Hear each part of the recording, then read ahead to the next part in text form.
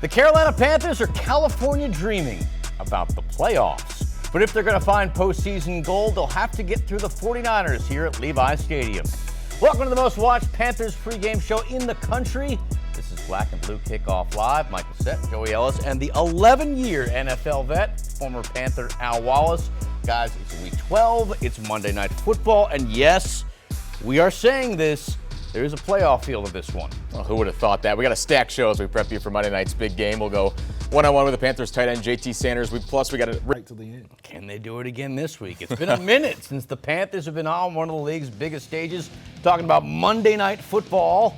In fact, it's actually been 2 years. But when your opponent is the legendary San Francisco 49ers, you got no choice but to rise to the occasion. Carolina is not touting its overtime win from last week, but they are applying lessons learned from it. That includes a defense when we let up 6 second-half points and a clutch offense led by Bryce Young, who's finding his way in clutch time. Great for the opportunity. All the big games, certainly on all the big stages. But now the big question is here. It's what's more important? The Panthers back playing in a primetime game they haven't played in 2 years, or the fact that they're actually in a playoff hunt this late in the season? Yeah, you can't let a game in a venue in a day of the week get in front of where you are in this season. It's about stacking good performances together. So I'm going to take consistency. I'm going to take kind of putting it back together again. I would be the smartest guy in the room if last week's questions were still this week's questions. You need new answers. It's going to be a new test. All right, I'm going to follow up that question with another one. How do you follow up the greatest passing display in franchise history? Bryce Young, he's got to answer this one straight on as he's coming off a record-setting performance against the Falcons. Yeah, I mean, how about just being consistently good when it comes to the passing game through the air? And while that's obviously been the focus all year, the lights are seemingly the brightest. You got to hope so, right? I think what you do is you take all the lessons and the things that he ran into a week ago and you apply them to the San Francisco 49ers. They actually are going to ramp up their preparation for Bryce Young because of the 448 yards. It doesn't get easier. It gets more difficult because now they know Bryce is certainly capable of going out there, making the deep throws, making the intermediate throws, and making some of the touch passes we saw a week ago. You just touched on it. So how does San Fran prepare for Bryce this week? You get him on the ground, and that's how everybody's going to attack this offensive line. You get Bryce Young on the ground, and you say, if we can do that, if we can accomplish that, then we're going to slow down all the numbers that we saw from a week ago. It's going to be a barrage of pressure in Bryce Young's face. Interesting. Speaking of that, with Carolina's offense riding high, they now play a defense that's struggling to find its identity. Sure, the Niners have added a Super Bowl champion in Bryce Huff to hunt quarterbacks, but after that, it's a question of who's going to test Carolina. Our friend Aaron Wilson is here to break down the Niners D. Yeah, while injuries are not new. To get back out there to play football again, like not playing football for 3 weeks, it was a terrible feeling. Though he's dealt with injuries in both of his seasons since being drafted, Ja'Tavion Sanders isn't letting any of it slow him down. Up next, we're going to one-on-one with Carolina's second-year tight end out of Texas. Well, JT is a part of that tight end room. That's really a question for you. If you had $150,000, would you buy a football team? I wouldn't. I would buy a 1968 Ford Mustang Fastback. Money well spent. Let's get some American muscle. That was just a quick answer. You guys know where this is going. We actually got the guy behind the viral song. We'll have more on him when Black and Blue Kickoff Live continues. What's up with JT Sanders? That's actually a good question. It has been an up-and-down start to Sanders' career up to this point, from dealing with injuries to now being part of a loaded room at his position, where opportunities can be sometimes hard to come by.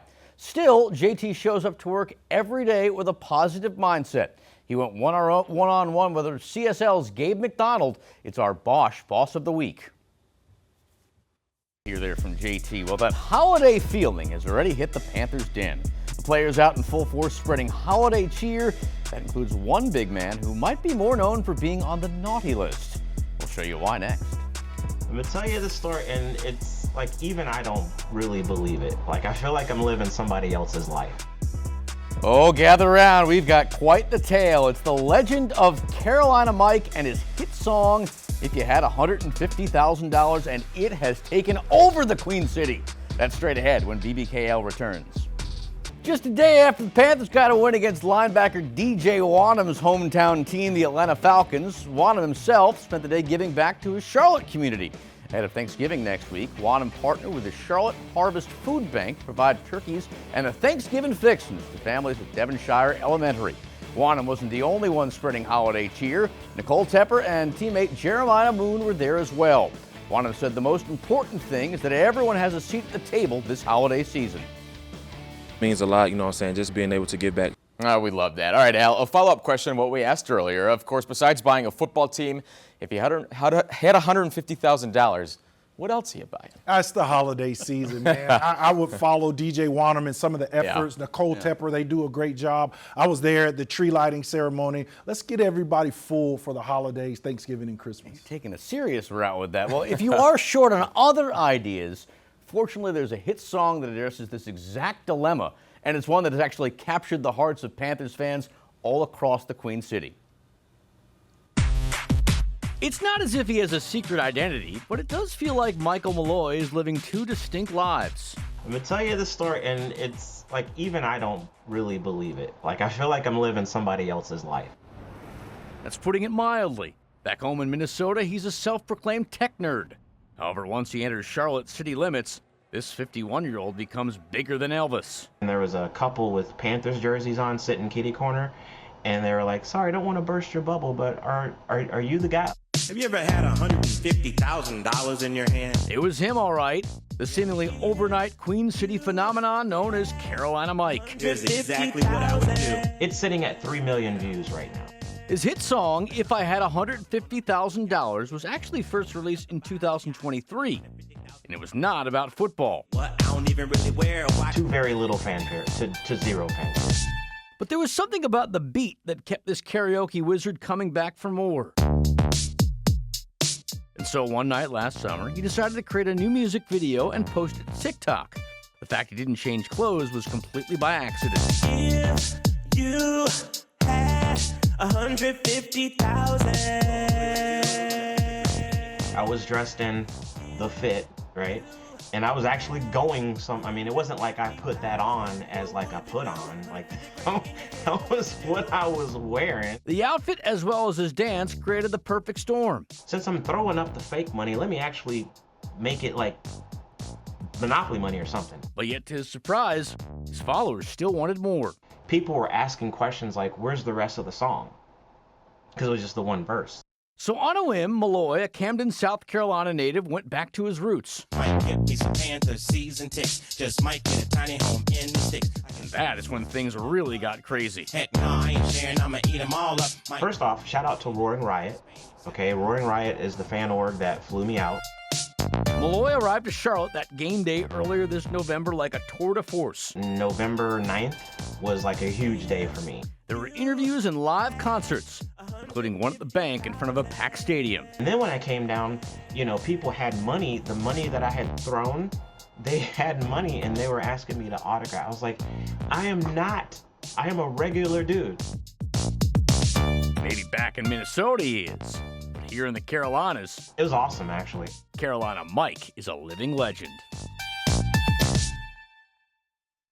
So he's not about to quit his day job, but he does tell me that he is getting sponsorship deals. And he has become quite the big deal now. I love it, man. It just feels good to have some fun in that stadium, and Mike's certainly bringing that. I think, honestly, since he did that the first time, I probably played like 100 times so far. I mean, it's an absolute banger. It's catchy. It's a banger. You find yourself singing it all the time. He's got other songs out, too, by the way. You got to check those out.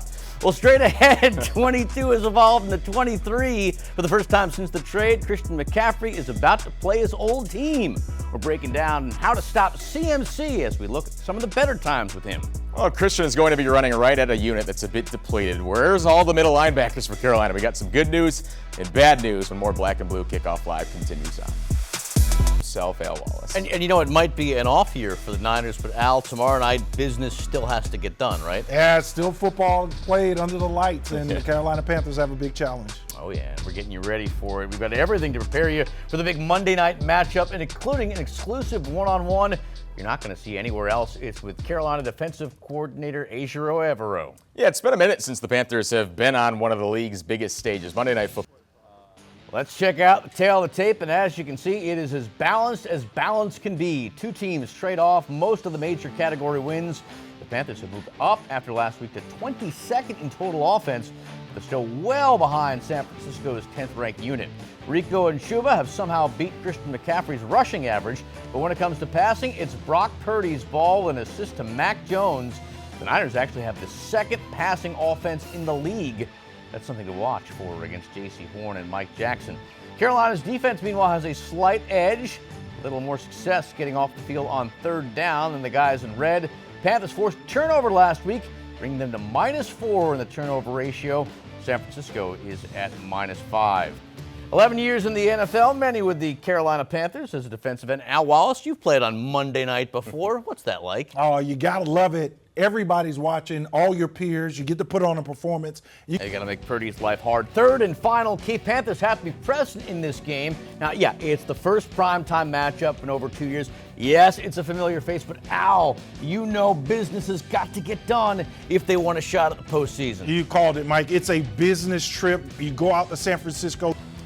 Oh, for the first time in a long time, there's an unquestioned #1 receiver in Carolina, Al, and he's a rookie. How would you assess Tyrell McMillan's first 12 games in the NFL? Yeah, I think he's special. He's a special route runner. He has great body control, and he just knows how to make a play. When a guy can move the chains and do what T-Mac has been able to do for the Panthers, you know you got the right guy. Well, his success in recent weeks has opened the door for his fellow receivers. So much so, 49ers head coach Mike Shanahan called him a stud this week, explaining he'll be one of the top receivers in the NFL sooner than later.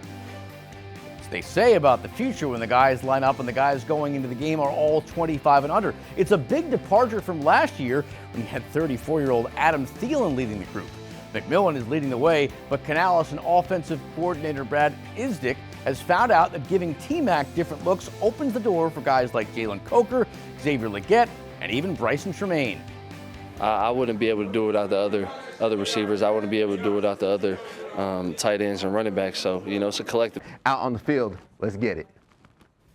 Well, Ted's excited. We're excited too. They say in San Fran, you got to be faithful to the Bay. With that in mind, there is no faith whatsoever by the books toward the Panthers. Lines read like this going into the weekend. 7-point underdogs on the road. Remember, Carolina is 4-1 against the spread. They keep surprising teams, though, and frankly, us. Over-under is higher than normal for a Carolina Panthers game. Ironically, 49.5.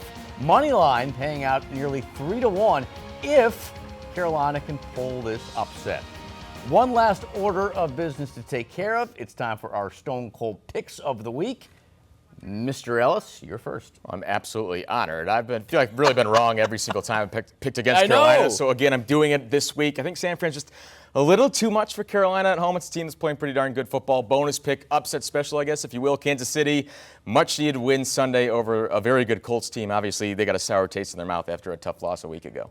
I got to be honest. I mean, I hope I'm not wrong after last week, but I'm still going against the Panthers. I don't think they can do it. Hopefully, I'll learn my lesson this week. Other game, I'm taking the Patriots over the Bengals. Al, who do you got? Yeah, I'm going to go with San Francisco. Okay. Here. That offense, Christian McCaffrey, is too much. And then the Kansas City Chiefs are wobbling. The Colts go ahead and land the knockout punch. Wow, so there you go. Our Stone Cold Picks. It's going to be a fun one, though, coming up on Monday. Panthers, San Francisco, Monday Night Football. For Joey Ellis, Al Wallace, and Gabe McDonald, I'm Mike Lissette. Enjoy the game and keep pounding.